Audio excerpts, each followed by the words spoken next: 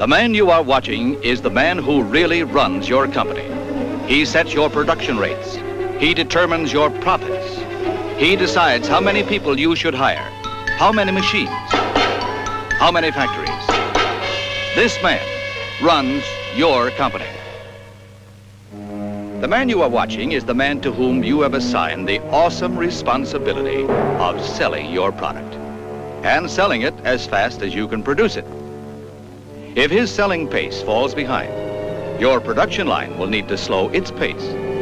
If he stops selling, you will stop manufacturing. The man you are watching is a salesman. He could very well be the first salesman. He could very well be the last salesman. The basic techniques of both are the same. The face-to-face, in-person selling technique originated with the first product first created for sale. Through the years, it's been changed, improved, refined, extended, but it's still face-to-face, in-person selling. As a manufacturer, you've done your best to help your salesman by providing him the finest of products to sell. Your salesman has justified pride in your product. You've done your best to train him well.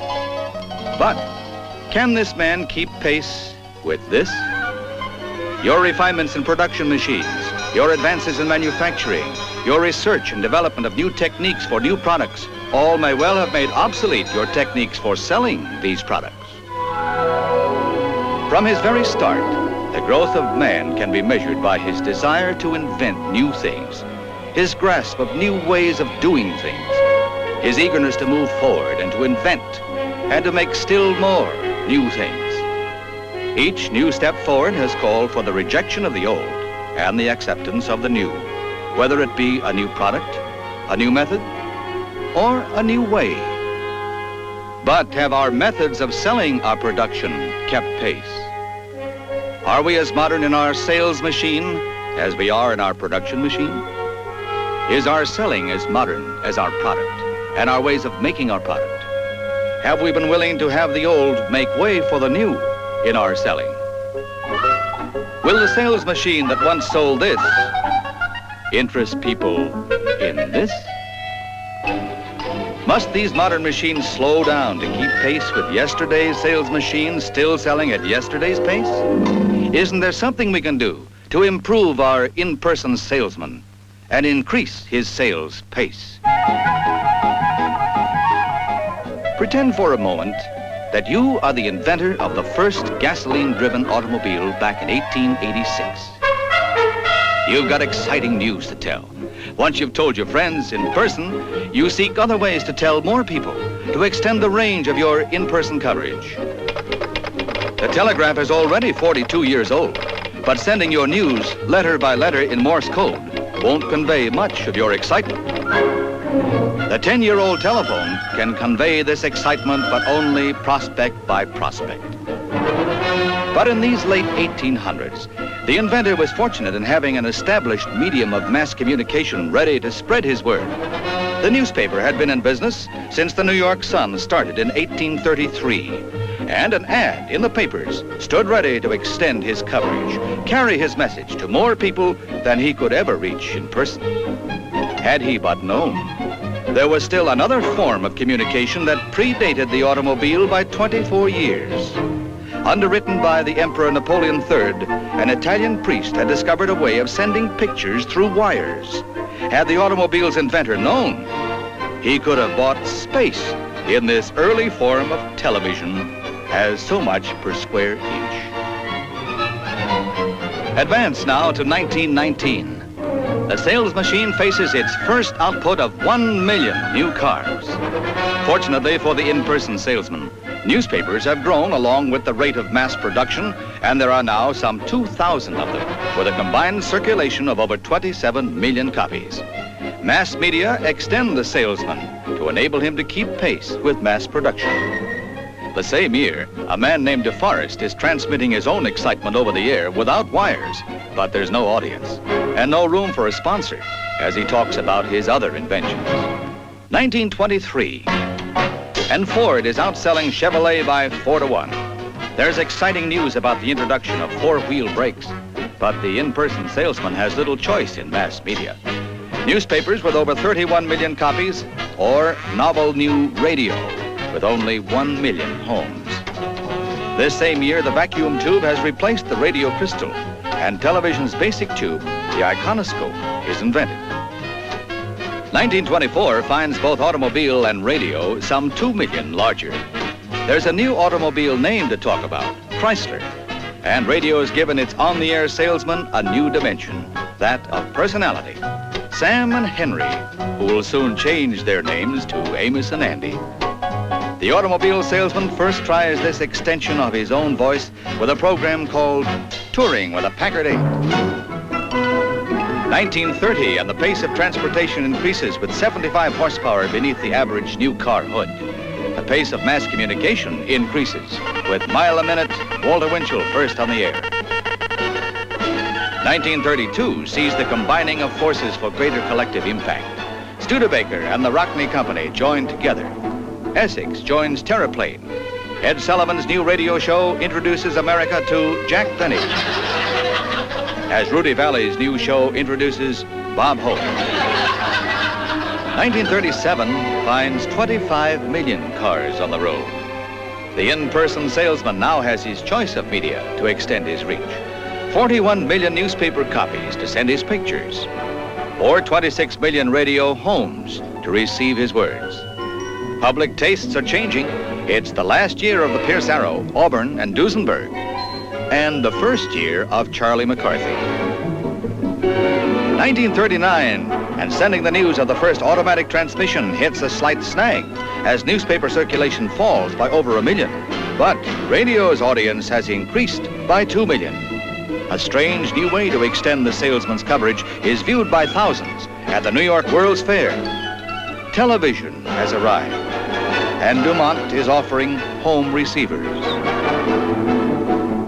1942. There are now more radio homes than there are automobiles, and there are some 10,000 TV homes. 1947 marks a milestone in mass production of products and of sales.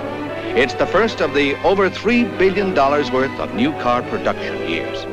It's been made possible by extending the reach of the in-person salesman as fast as his sales responsibilities have increased. There are now 52 million newspaper copies, 36 million radio homes, and that new extension of selling, television, is becoming a part of the youth of 1947, who will become the newlyweds of 1961, by delivering a special present 2 days after Christmas, the first telecast of Howdy Doody. Say, kids, what time is it? Howdy Doody time! The American home will never be the same. 1949 is a year of new challenges. The first 2 Volkswagens are sold in the United States. The U.S. Department of Commerce publishes the statement that television has greater sales-producing impact per person reached than any other medium. But back here in 1949, the in-person salesman knows his television extension can have this great impact in only the 2 million TV homes. And here in 1949, the in-person salesman makes a major change. He becomes a known personality. A personality able to endorse and recommend with greater impact than even the in-person but unknown salesman. Doug Edwards on the News starts its 5 years for Oldsmobile on television. Groucho Marx starts for 9 years with DeSoto on television. Ed Sullivan starts his 10 years with Lincoln Mercury on television. And all this starts at a time when television still couldn't send a simultaneous picture any further west than St. Louis. 1949. 1950 sees television doing some mass production of itself. It starts the year with over 3 million TV homes, ends with over 9 million. As it grows, it becomes more valuable to people with things for sale, including 16 automobile-sponsored programs. The ability of a single salesman to extend his reach takes on a new dimension this year, as Milton Berle reaches 3 million homes per telecast. 1951 is the introduction of power steering, and at last television's grown enough to send the news coast to coast. Last year's big Berle audience is now doubled to over 7 million homes per telecast. As a sign the television audience is growing older, Hopalong Cassidy now outrates Howdy Doody. TV's adult audience is growing up, too. It's the year of the televised Senate crime hearings. 1952, and the in-person salesman first places greater confidence in television than in radio. Television will, from now on, lead radio in national advertiser revenue. This same year, 1952, shows the big difference between a medium's coverage and its reach. Television, still with only 15 million homes, has more homes viewing its peak times than radio with its 43 million homes has listening.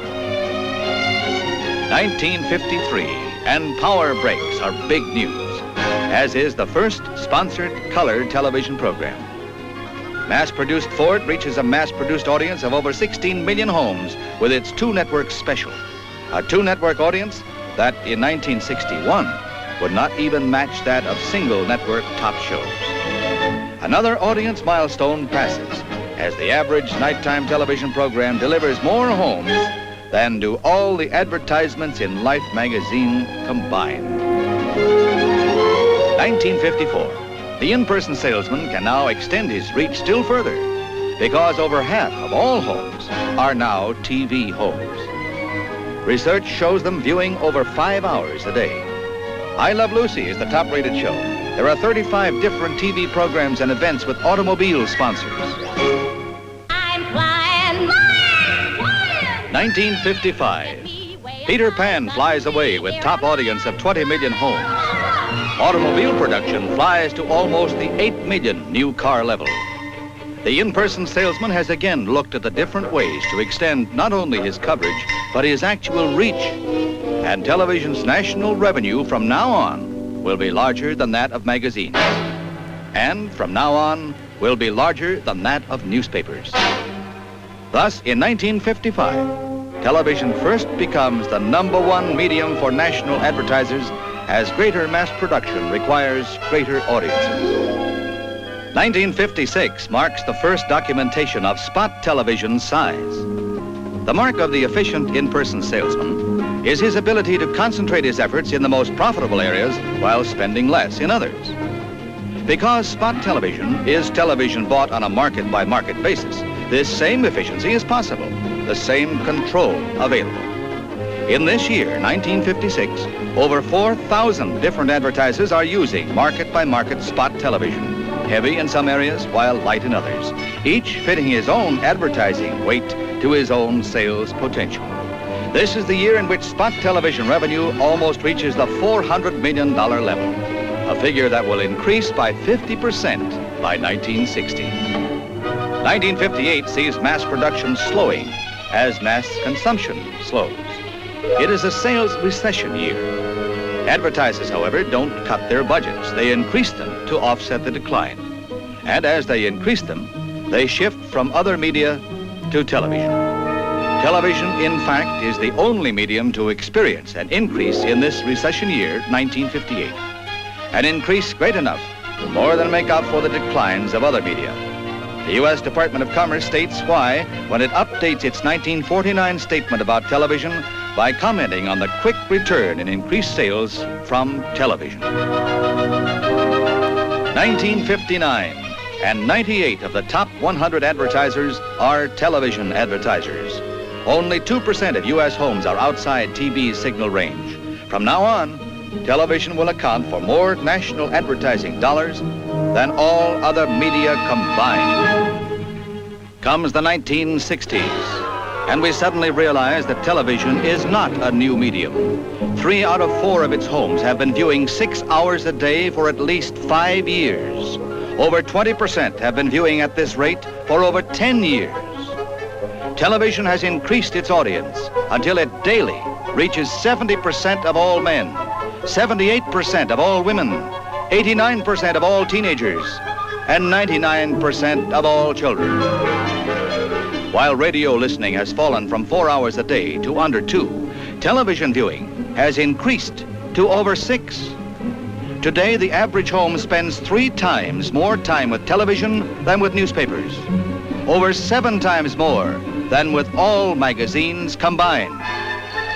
Television has passed the $1 billion a year mark, with about half coming from network, about half from spot television. Today, no one considers it strange when television is used to teach teachers to teach reading, when television schedules are among the best-read newspaper sections, when television programs become newspaper news, magazine features. Today, television is firmly established in the daily habits of almost 9 out of 10 American homes, and daily delivers the mass audience mass production requires.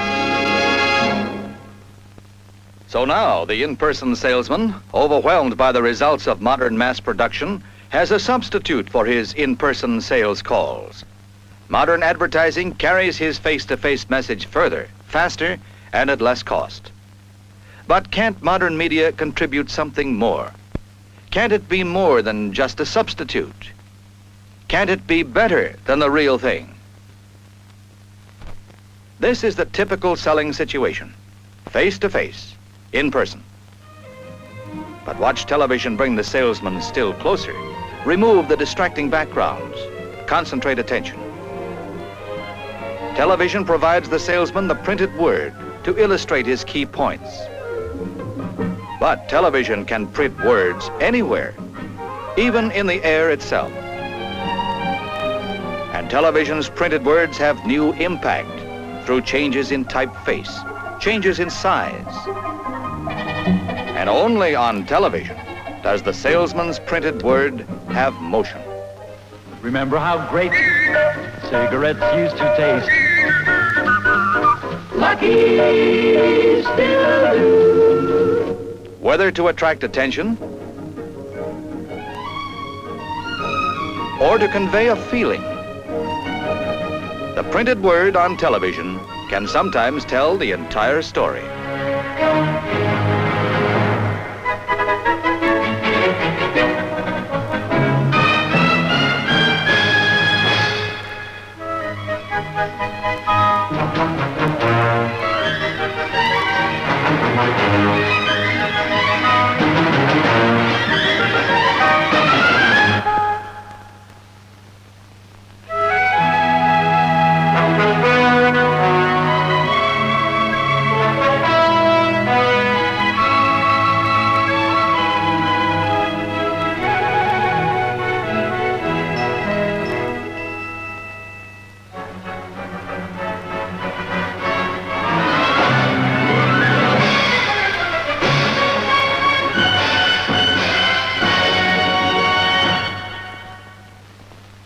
And sometimes the printed words are really pictures.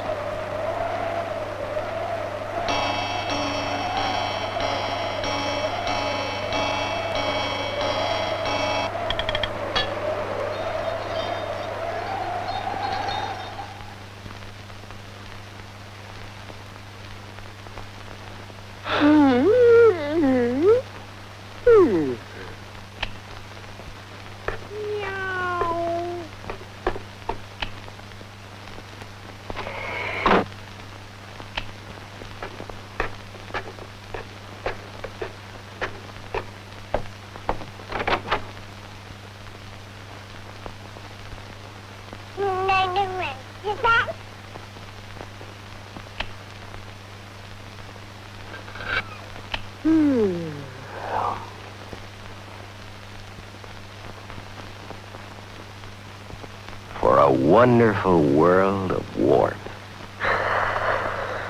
Sure, safe, SO oil heat.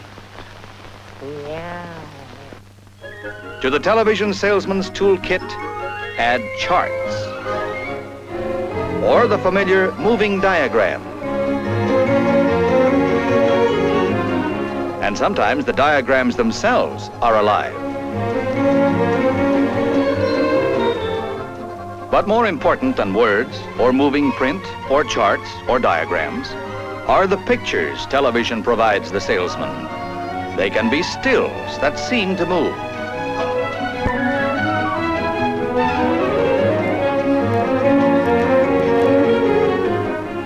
Or pictures that really do move. the in-person television salesman has pictures taken from any impossible angle, each to help prove his point. Or he can focus the prospect's attention through television's exclusive zoom.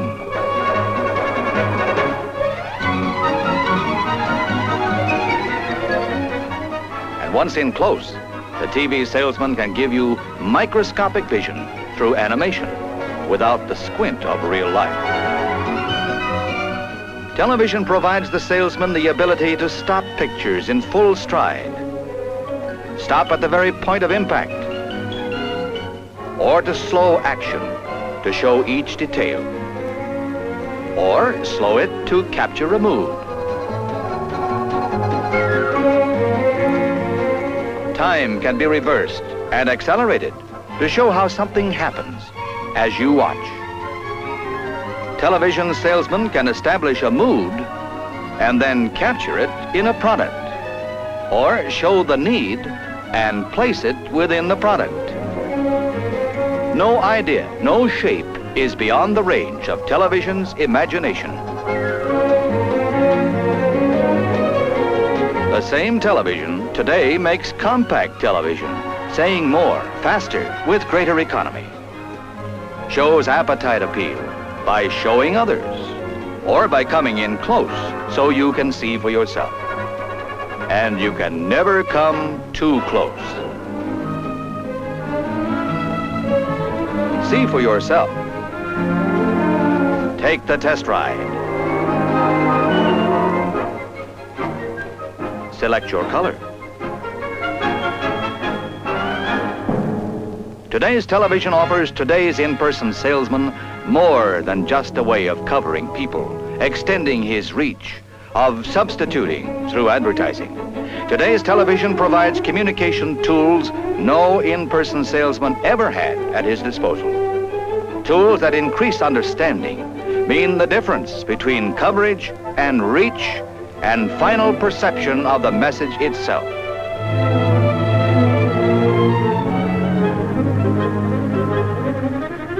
Just as alert management knows the importance of increasing the effectiveness of each sales call, it also knows the importance of increasing the profit from each sales dollar.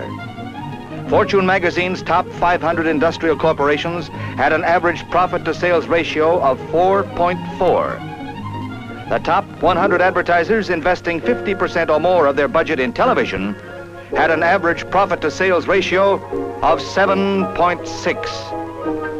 Thus, the television advertisers earn 73% more profit from each sales dollar, with greater need for more profit from more sales. It is no wonder that today's in-person salesman is being replaced by today's sales machine, the direct medium of direct communication. Faster, more efficient, the only way to keep pace with today's production line, the sales machine, television.